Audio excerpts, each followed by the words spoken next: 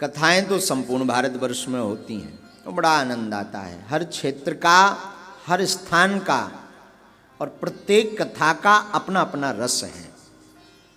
भाई वैसे तो ठाकुर जी रसो वैसा हैं, पर कथा के क्षेत्र का, भक्तों का भी अपना अपना रस है। ब्रज की तरफ जाओ तो ब्रजभाषी वाले भक्त मिलेंगे, अवध की तरफ जाओ तो अवधी वाले भक्त मिलेंगे, पर बागेश्वर धाम पर कथा करने का एक अपना अलग रस है। हाँ, एक तो पावन तीर्थ श्री बागेश्वर धाम, और दूसरा हो सकता है कि जिसकी जहां ममता हो। देखो माताओं को कितना भी दिन हो जाए ससुराल में, पर माए का बड़ा प्यारा लगता। हमारे गाँव में एक बड़ी प्यारी कहावत है, मायके को कुत्ता लो प्यारो लगे। हाँ, गाँव में एक कहावत है, मायके को कुत्ता भी बड़ो प्यारो लगे। ऐसे ये रस बागेश्वर धाम पर अनंत गुना बढ़ जाता। कारण है यहाँ हमारे पूज्य दादा गुरु जी की यादें जुड़ी। हमारे दास के दादा गुरु जी यहीं पर रहे, झोपड़ी बना करके मंदिर के बगल में, उनकी यादें जुड़ी। दास का भी जीवन लगभग आधा यहीं गुजर रहा। अब जरूर बीच बीच में बाहर जाना होता, पर वही यज्ञशाला मंडप दिखना, वही बागेश्वर महादेव के दर्शन होना रोज, नित्य बागेश्वर बालाजी के दर्शन होना, अन्नपूर्णा के रोज दर्शन होना बागेश्वर धाम पर। और का कहना, बागेश्वर बालाजी का जो अद्भुत मुस्कुराता हुआ बड़ा तेजमय पुंजमय ऐसा विग्रह है, ऐसा रूप है, ऐसी छवि है, जिसको देख करके लगने लगता कुछ बोलने वाले। और रमणीकता शांति से भरा हुआ पावन धाम श्री बागेश्वर धाम। और टीवी के इतिहास में 5 दिन की सत्यनारायण कथा पहली बार हो रही होगी, वरना सत्यनारायण की कथा तो एक दिन में वृंदावन बिहारी लाल की हाँ जय बोल गई और हो गई सत्यनारायण की कथा।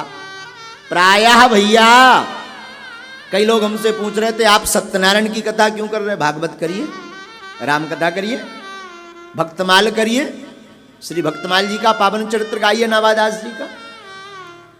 हमने इसलिए सत्यनारायण की कथा 5 दिन की विचार किया कि रोज एक अध्याय करेंगे। पता है क्यों?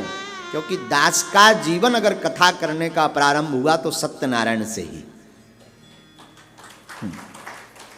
दास के जीवन में अगर प्रारंभिक कृपा हुई तो सत्यनारायण भगवान की कथा से। हमारी पूजनीय माता जी हमें पढ़ा देती। माता जी पढ़ी नहीं थी, पर वो पुस्तक मंगवाई। उस जमाने में 3 रुपए की सत्यनारायण की पुस्तक आई थी, हिंदी वाली। तो हिंदी वाली पुस्तक सत्यनारायण की हमने बाजार से ली। हमें ध्यान है गड़ा बागेश्वर धाम के बगल में गंज है, गंज में गुरुवार का बाजार लगता है, बृहस्पतिवार का। अब तो खबर नहीं, शायद लगता हो, पर लगता था। 3 रुपए की पुस्तक हमने वहां से खरीदी। आयु हमारी रही होगी वही कोई 6 साल, और 6 वर्ष की अवस्था में हमने सत्यनारायण की पुस्तक को माताजी ने जबरदस्ती बैठा बैठा करके हमसे पढ़वाया। तो घर पर ही हम अपना चौक पूर लेते थे, थोड़े से आटा की पंजीरी बना लेते थे, एक केले का पेड़ रख लिया, पत्ता, छोटा सा केले का पत्ता रख लिया। और घर पर भगवान तो थे ही, उन्हीं भगवान को पटा पर बैठा करके, जजमान तो मिलते नहीं थे, वहीं पटा पर भगवान को बैठा लिया। छोटी सी घंटिया रख ली, शंख था ही, पर उस अभाव में ही घर में बैठ करके हमने सत्यनारायण की कथा कई बार बाँची। और वो सत्यनारायण भगवान की कृपा है कि आज टीवी पर भागवत और राम कथा बाँच रहे। इसलिए हमने पिछली बार भी कहा था, एक बार और हम कथा कर चुके 5 दिन की टीवी के इतिहास में, लेकिन पहली बार। तो पिछली बार भी हमने कहा था भैया, जिससे जीवन प्रारंभ हुआ उस गुरु को, उस भगवान को, उस दर को स्वप्न में भी मत भूलो।